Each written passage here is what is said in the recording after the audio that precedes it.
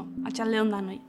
Bueno, gaur nago hemen azaltzeko pixkat segaitxik aurten ezingo dugun ospatu bizilagunak egitasmoa betiko moduan.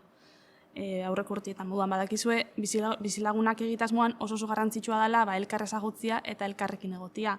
Eta hori aurten pandemian egoera dela eta osasun egoera dela ez da izango posible. Baina honek ez da nahi esan bizilagunak egitasmoa ez dela biharrezkoa.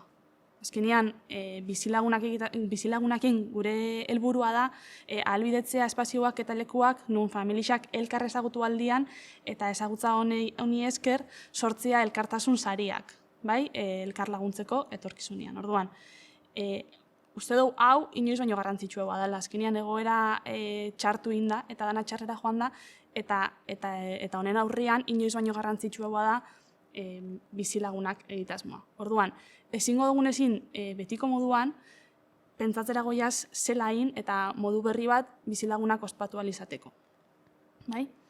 Eta gaur nago hemen Errenteriako Niesen aretuan, hemen ospatu behar ginuelako gure plana zan hemen ospatzia Gipuzkoa Solidarioan festa. Badakizue Gipuzkoa Solidarioa dela festa bat ematen dutela bukaera bizilagunak egitasmoai.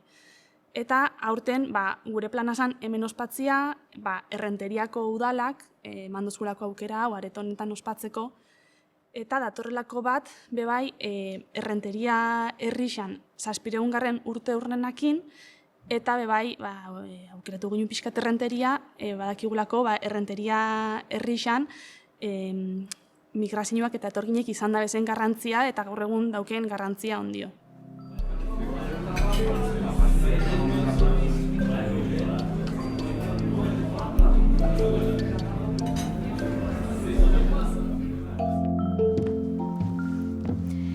Egia esan, guretzako aurten bizilagunak ekimenaren amaiera Gipuzkoa Solidarioa hemen Errenterian ospatzea oso ilusionagarria zen.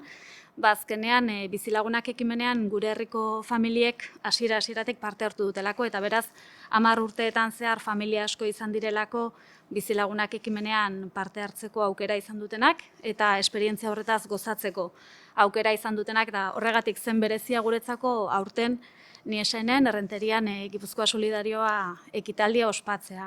Baina egia da aurtengoari beste elementu interesgarri bat ere gehitu zaiola eta da injustu gure udalerriak 700. urteurrena betetzen zuela, ezta. Eta gure udalerria jakina danez oso lotuta dago emigrazioarekin. Gure historian zehar momentu desberdinetan eduki ditugu momentu migratorio garrantzitsuak eta egia da gaur egun gure herria dena badela emigrazioak eman digunarengatik eta jatorri ezberdineko pertsonen artean sortu diren harreman horiek herri honi eman diotenagatik, ezta. Beraz, bi elementu horiek ziren, guretzako oso garrantzitsuak aurtengoan Gipuzkoa Solidarioa hemen ospatzeko. Eta horrek gehituko nioke baita nolabait ohar pertsonal bat, ezta. Nik hasieratik parte hartu izan dut bizilagunak ekimenean eta niretzako egia esan oso esperientzia, ez dakit, hasegarria izan da. Beti izan da pertsona desberdinak, jatorri ezberdinekoak, bizi baldintza ezberdinak dituztenak eta beste realitate bat ezagutzeko aukera oso ederra. Eta egia esan 10 urteetan, parte hartu dudan 10 urteetan, izugarri eskertzen diot bizilagunak ekimenari, pertsona, jatorri ezberdineko pertsonak eta kultura desberdineko pertsonak ezagutzeko eman didan aukera.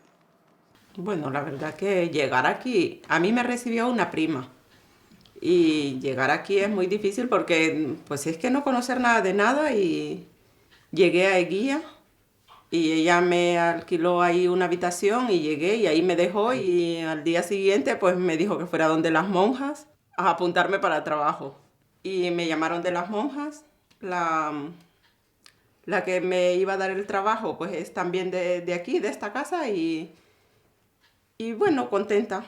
Me han tratado muy bien donde he trabajado. He estado a gusto. Quizás no como las personas de aquí, porque claro, aquí una persona no se va a internar de domingo a domingo. A trabajar. Y a veces uno porque lo acepta también. Pero por discriminación, pues yo me he sentido... Bueno, no voy a decir que una más porque uno mismo... se siente... Ya, eso es cómo se sienta cada sí, uno.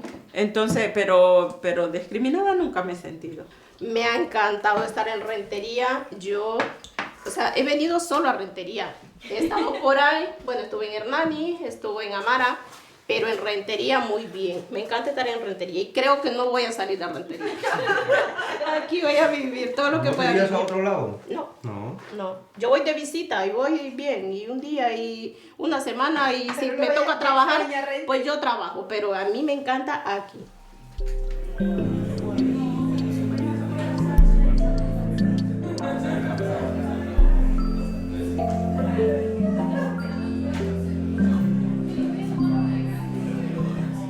Ni migranteen semea naiz, nire famili guztia etorkinak dira, eta Euskal Herrira iritsi ziren bizitza berri bat hastera.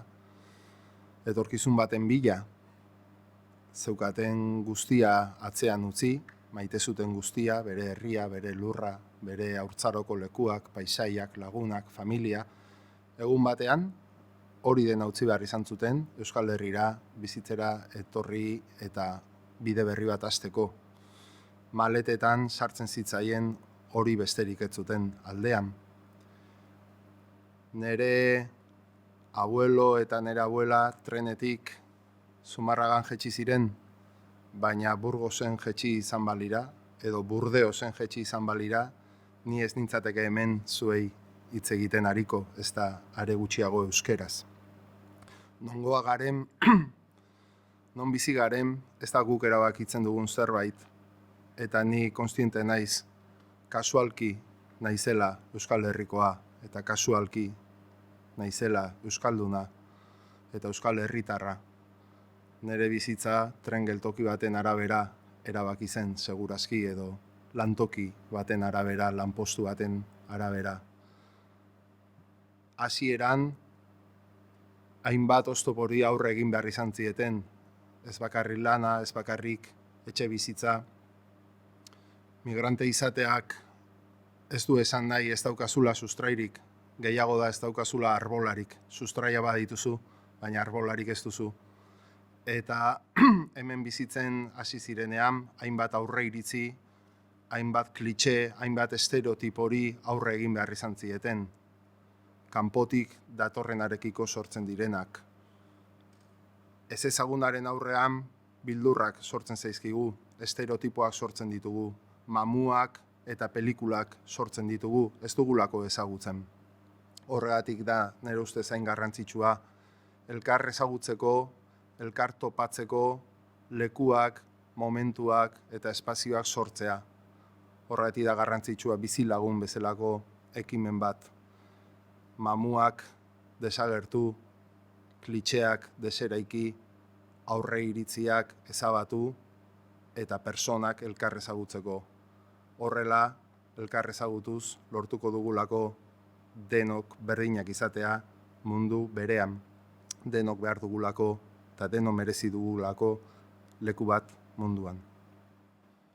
Oinezala zaldian, trenean patera, denok gara migrante gutxi gora bera. Ta bizi behar dugu guztiok batera, munduan lekutxo bat behar da gainera. Muxu bat, lanpostu bat, esku bat, platera. Norberak nahiko luken leku hori bera. Naciste en Salamanca. Sí. Sí. Tú te ibas a marchar a Suiza, Sí. a Suiza, y te dijo tu hermana, oye, pues mejor, vente aquí que hay mucho trabajo. Tu hermana vivía en Donosti, en Eguía. Eso es. Y en febrero del 1960 te viniste. Sí. ¿Y qué pasó cuando llegaste a la estación? Pues nada, al bajarme allí me dijeron que qué oficio tenía. Digo, pues yo soy herrero. Y que te dijeron que ya mismo podías empezar a trabajar en un taller, ¿no? Sí, le dije, mire, hoy como no he dormido nada, pues empiezo mañana. Ya. Me hicieron la prueba como sabía soldar a electrógena, a la eléctrica y estañaba, pues me hicieron pruebas todas esas y salió todo bien. Mi marido pues se apuntó a todo, sí. Para poder salir adelante, la verdad que... Pero veías algo que te quedaba para poder decir, pagar y quedarte algo para ti, mientras allí no. Porque allí, te voy a decir, mi marido trabajaba a las minas, a las rejas, para todo lo que salía a escardar, a recoger garbanzos. Y en el verano ganaba bien, pero comprabas para todo el año el cebón, las patatas, las lentejas, las alubias, y ya se acababa lo demás, pues poquito a poco. La verdad que no eché en falta el pueblo que dejé. Lo eché en falta porque quedaron los padres solos allí, pero lo demás me he hecho bien a Rentería y para mí. Luego, con los hijos aquí y todo, pues contenta.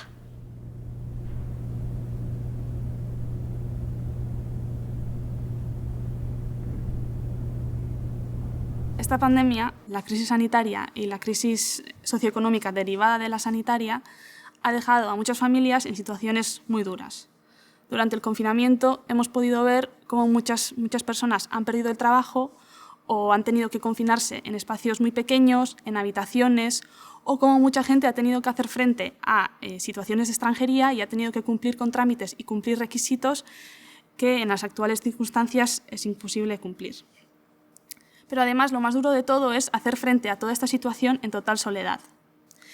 Por eso es más importante que nunca mantener vivo el espíritu de Bizilagunak y crear redes de solidaridad y redes de apoyo para ofrecernos apoyo mutuo en situaciones como esta.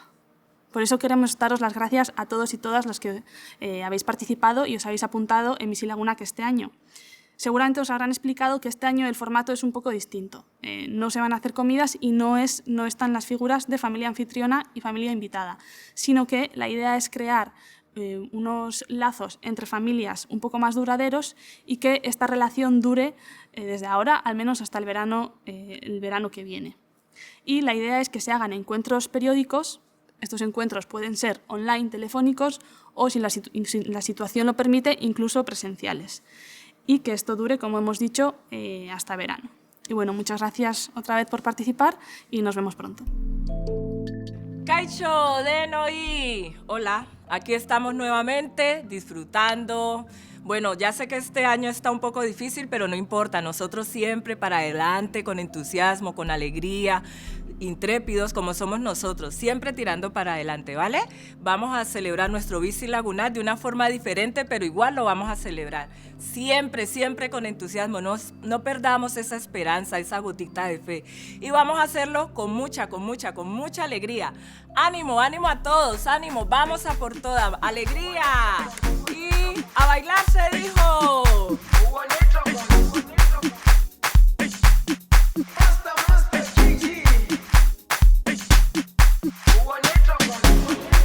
Jerusalema ikhaya lami ilondoloze uhambe nami zungangishilana Jerusalema ikhaya lami ilondoloze uhambe nami zungangishilana dawo yami ayikholana buso wami awukholana